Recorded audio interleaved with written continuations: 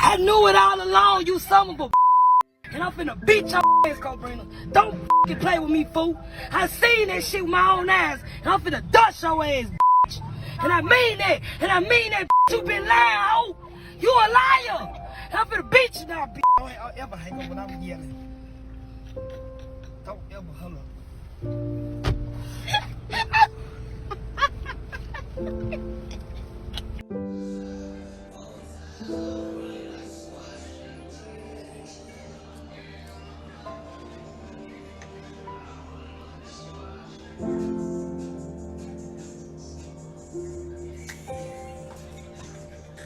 Girl, let me paint you a picture. You work 2 jobs, tax prep by day, esthetician by night. You hustle hard to buy your dream home for your 4 babies, 5 bedrooms in Atlanta, ready to host your first Thanksgiving. You've got your holiday decorations up, everything looking perfect. But on November 16th, 2022, all that joy gone. 1 gunshot to the face, and Cornisha Butler's dream became her family's worst nightmare. Listen, this woman did everything right, everything the system told her to do. Police reports, check. Restraining orders, check. Called for help 13 times, check, check, check. But when cameras caught the terrifying moment with that gun in her hands, it was already too late. The very system that was supposed to protect Cornisha moved slower than molasses, and in the end, it failed her completely. But as police dug deep into what happened that night, they discovered this wasn't just some random act of violence. Oh no, this was years of abuse exploding like a bomb, ignored warnings piling up like trash, and missed chances to save a life. This is the story of Cornisha Butler's life and death. You're watching Shadow Crimes TV, where we bring true crime and domestic violence stories out of the shadows. Subscribe now and join us daily as we uncover the cases that demand to be heard. Don't just watch, be part of the conversation.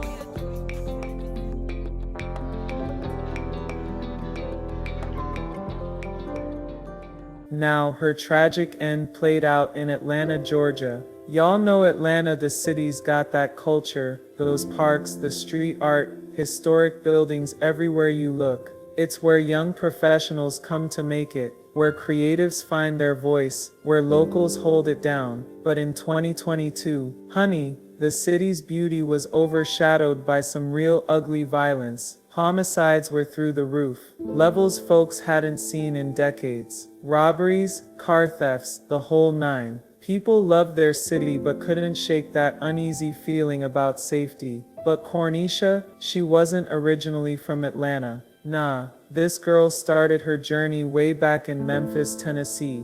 From day one, Cornisha Butler carried herself with independence and determination that you could feel from across the room. Her friends used to say she was magnetic, you know the type. Walk into any space and instantly become the center of attention with that laugh and warmth that just drew people in. Family called her the glue, the one who could crack a joke when tensions got high or light up any gathering just by showing up. But listen, behind all that charm was some serious grit. Life didn't hand this woman nothing on a silver platter. She became a mama young, and while a lot of people might have crumbled trying to juggle responsibility with dreams, Cornisha, she thrived. Her 4 children, 3 daughters and 1 son, Mishan, became her why. Everything she chased, every late night grind, every early morning sacrifice, it was all for them babies. During the day, she sharpened her skills in finance, working as a registered tax preparer. She knew numbers like the back of her hand, understood systems, and used that knowledge to help others while building financial stability for her own family.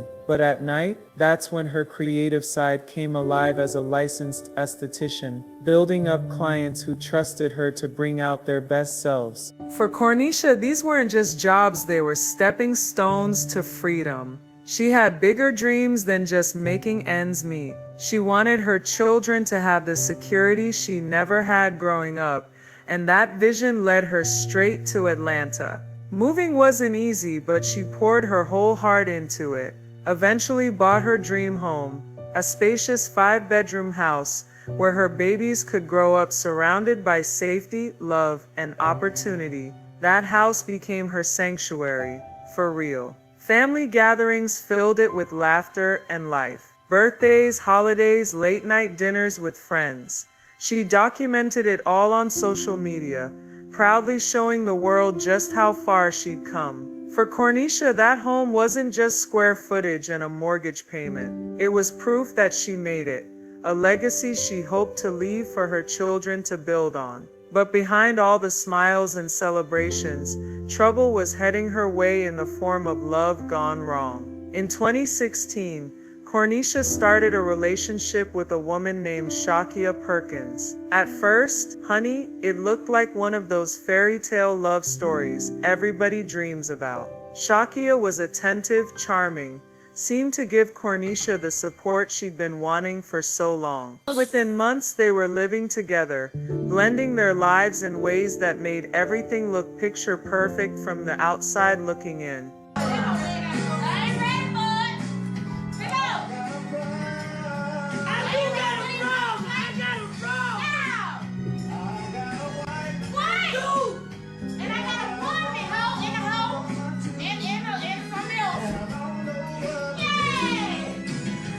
But you know how it goes. Cracks started showing real quick. What began as little signs of jealousy turned into straight-up control. Shakia started questioning where she went, accusing her of being dishonest, getting possessive in ways that weren't cute anymore. As time went on, arguments turned violent. Property got destroyed. Threats became a daily thing. And while Cornisha tried to keep it together for her family's sake, that relationship got more toxic with every month that passed. Still, she kept trying to make it work. Filed reports when she had to, got restraining orders, even distanced herself from Shakia multiple times. But every time she pushed back, the retaliation got worse. Friends noticed she wasn't coming around social gatherings like she used to. Family heard the fear in her voice when she talked. What once looked like love had become a prison. And even when she tried to break free, the cycle of abuse just wouldn't end.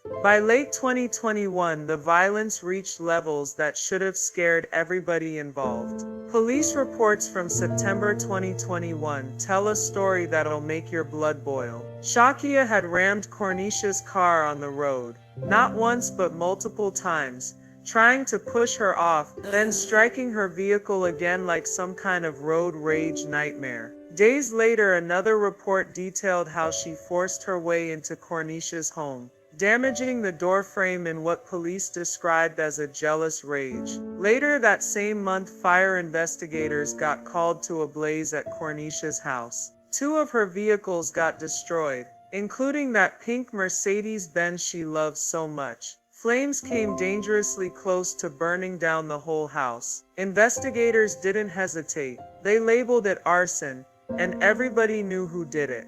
Then came the threats that'll give you chills. Cornisha received text messages that spelled out exactly what Shakia planned to do. In one message, she made it crystal clear Cornisha would be dead soon, and she didn't care if it landed her behind bars. In another text, she said she was aiming for first-degree, not second-degree charges. These weren't just angry words thrown around in the heat of the moment. These were detailed plans, roadmaps of violence waiting to happen.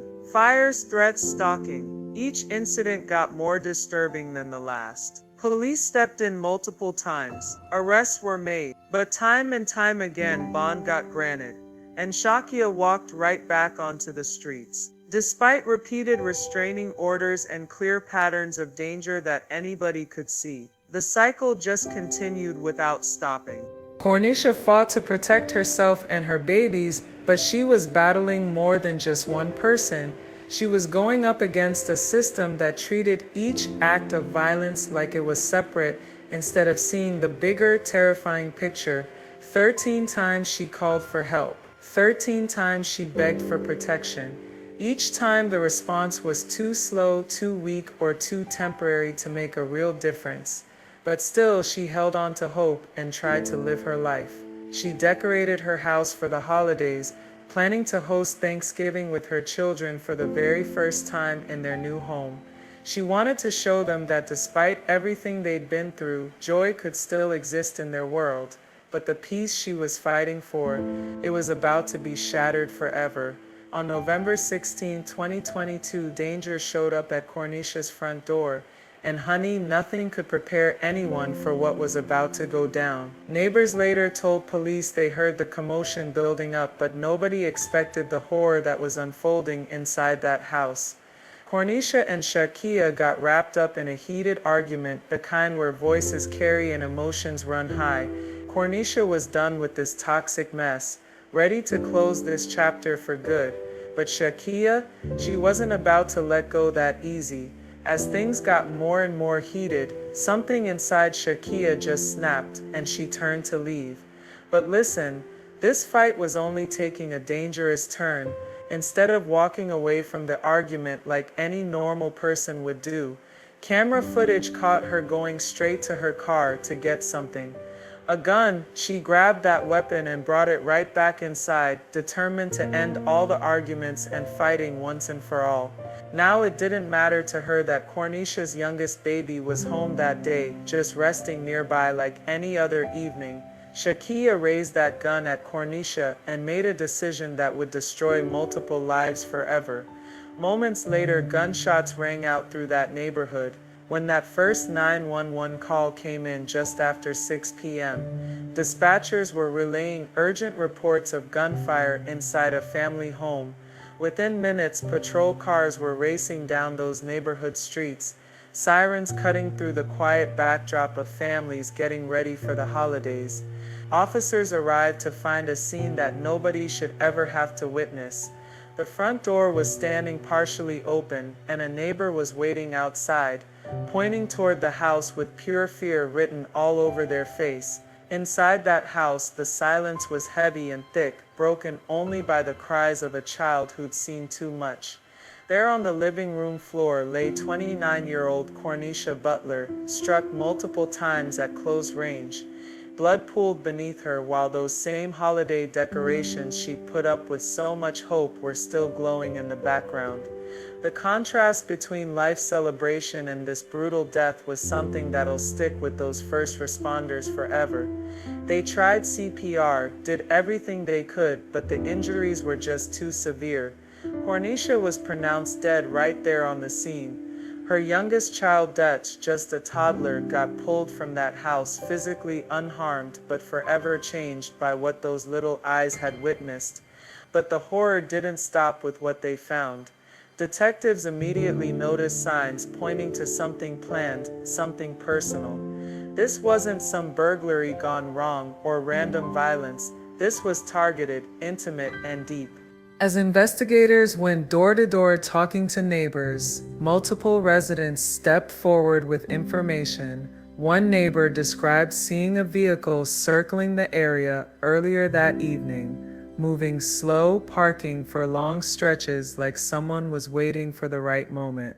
Others said they'd heard voices getting raised inside the home, followed by those sharp cracks of gunfire that nobody wants to hear. Meanwhile, forensic teams went through that house with a fine-tooth comb. Shell casings got recovered, confirming the weapon used was a 9mm handgun. Security cameras from surrounding homes and street corners got pulled for review. Every angle mattered. Every second of footage could reveal how this killer moved.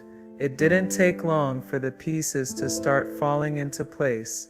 Cornisha's family members quickly confirmed what police already feared in their hearts, that the likely suspect was her estranged partner, Shakia Perkins.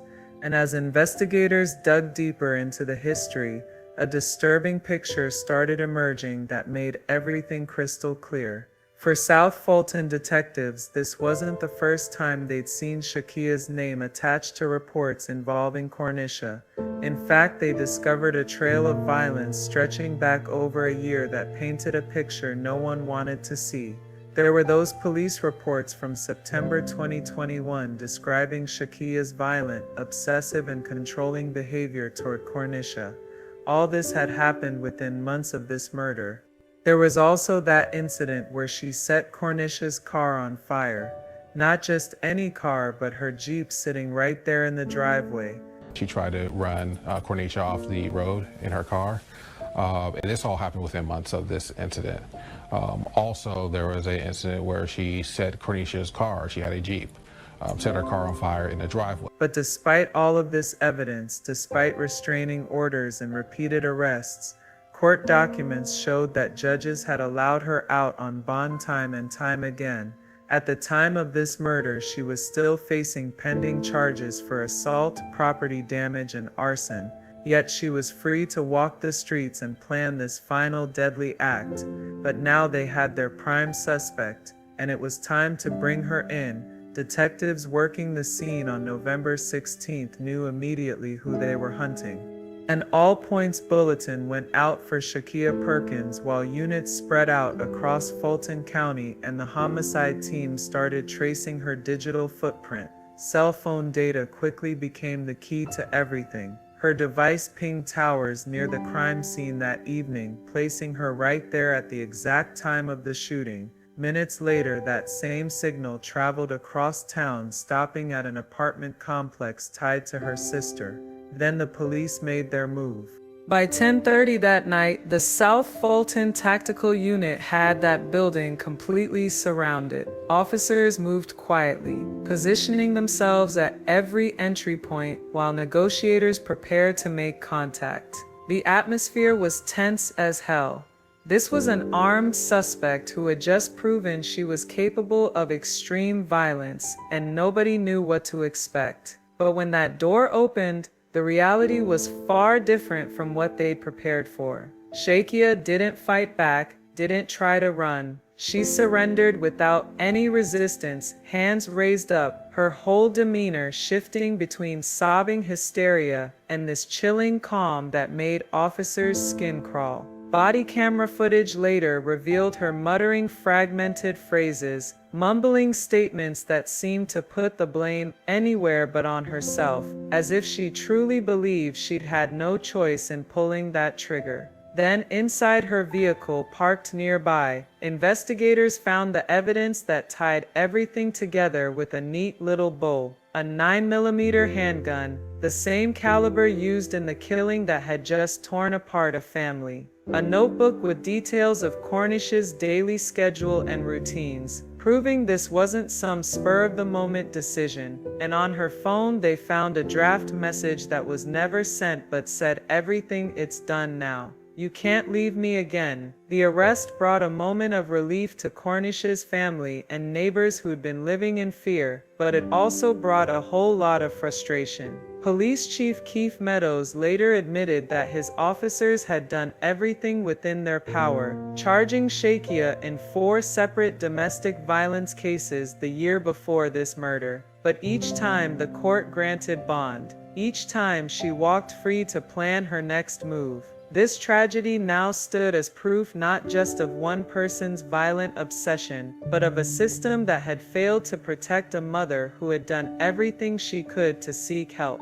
And even as detectives closed the file on their investigation, everybody knew the real battle was just getting started. The trial would not only expose the brutality of Shakia's actions, but also test whether the justice system could deliver the accountability that Cornisha had been denied while she was alive. When the trial of Shakia Perkins began, that courtroom was packed to capacity. Journalists, activists, community members, they filled every bench because everybody understood this was about more than just one murder trial. This was about accountability, period. The prosecution opened with a timeline of violence that laid bare the long, ugly trail of abuse that led straight to November 16th. Piece by piece, they mapped out the story of escalation that everybody should have seen coming. The car ramming, the forced entry, the arson, the restraining order violations, and finally that fatal shooting. Every piece of evidence was presented with surgical precision. Forensic experts confirmed that shell casings at the crime scene matched that 9mm recovered from Shakia's car. Cell tower records placed her near Cornisha's home at the exact time of the killing.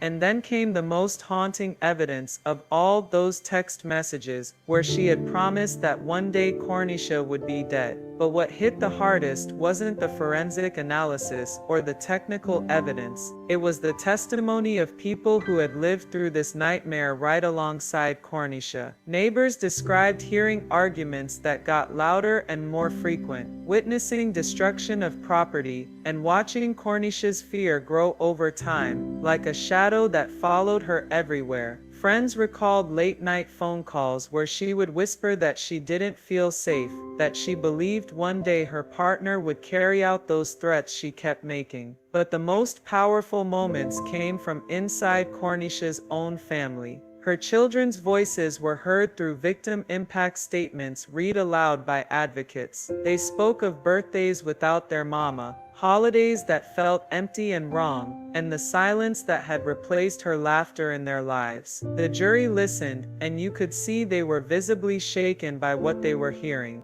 Meanwhile, the defense tried to paint a completely different picture. They described Shakia as a woman dealing with mental health struggles, arguing that her actions were the result of emotional instability rather than calculated intent. They claimed the shooting was a sudden outburst, not premeditated murder, but that jury wasn't buying what they were selling. Those text messages, that notebook detailing Cornisha's daily routines, and all those eyewitness accounts painted a chilling portrait of someone who had planned this violence step by step. After days of testimony and only hours of deliberation, the jury came back with their verdict. The tension in that room was thick enough to cut with a knife. They found her guilty of first-degree murder, firearm possession during a felony, and cruelty to children for forcing a toddler to witness this horrific crime. The courtroom fell completely silent as the judge delivered the sentence that everybody had been waiting for: life in prison without the possibility of parole. Shakia Perkins would never walk free again, and that was exactly what justice looked like for Cornisha Butler. For Cornisha's loved ones, that verdict brought some measure of relief.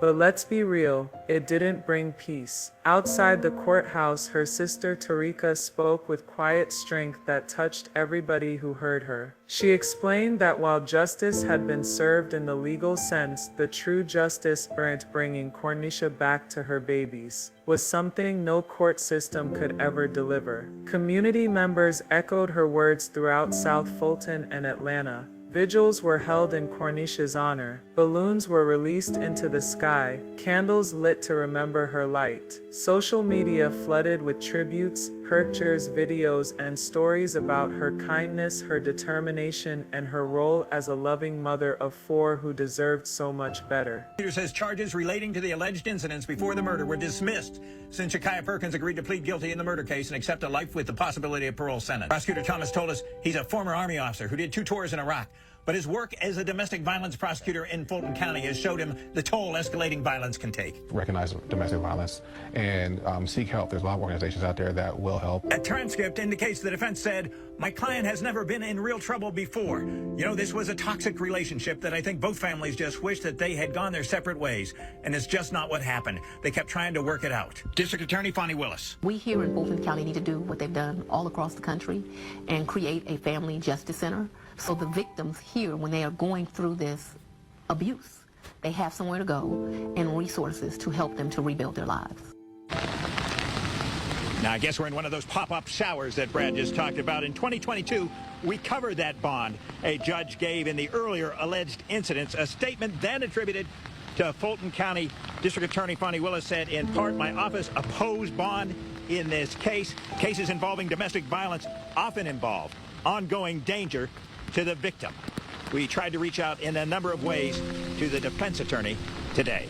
Yet among all the tears there was also anger. Real justified anger. Activists didn't hesitate to point out how many times Cornisha had begged for help, how many times she had called police, filed reports, and stood in courtrooms pleading for protection. Each time the danger got minimized. Each time she was left to face her abuser alone. For many people, this wasn't just Cornisha's tragedy. This was a symbol of how the system fails domestic violence victims again and again, especially Black women who often don't get believed or taken seriously until it's too late. When the day of her funeral arrived, the grief was overwhelming, but so was the love. Family, friends, and community members filled that sanctuary to capacity, with even more people standing outside because there simply wasn't enough room. Her casket, adorned with beautiful flowers, became a focal point of mourning, but also of strength. Her 4 children, dressed in white, sat in the front row surrounded by relatives who promised to protect them in her absence. The service was filled with both deep sorrow and celebration of a life well lived. Pastors spoke of her resilience, her dreams, and her unwavering devotion to her babies. Friends remembered her laughter, her warmth, her ability to light up any room she entered. But even after that funeral, one question remained heavy in everybody's hearts. How could this have been prevented? Police Chief Keith Meadows himself admitted that their officers had done everything they could within the system, but those courts released Shakia on bond again and again. The district attorney had opposed that bond, warning that she was dangerous, but her release still came through like clockwork. The system saw all the warning signs clear as day, and yet allowed them to be ignored until it was too late to save a life. So Cornisha's story stands as both a tragedy and a call to action that we can't ignore. How many more families must endure this kind of devastating loss before domestic violence gets taken as seriously as it should be?